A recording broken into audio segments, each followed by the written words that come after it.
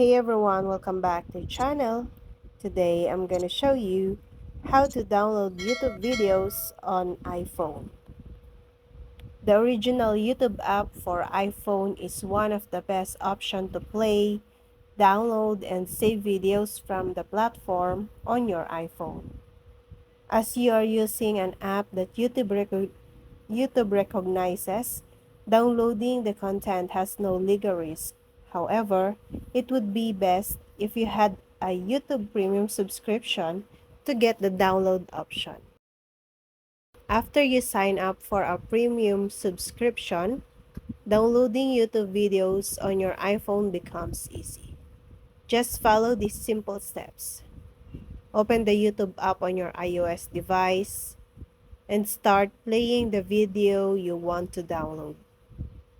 Tap the three dots or from the list of options, select download. Now, the ways to download YouTube videos on iPhone without premium via online video downloader.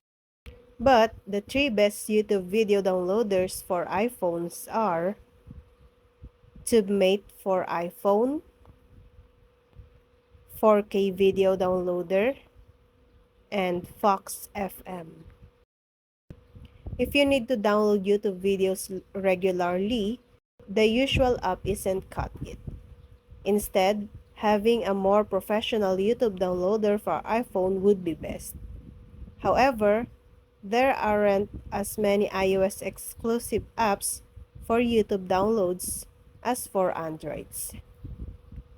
And that's all.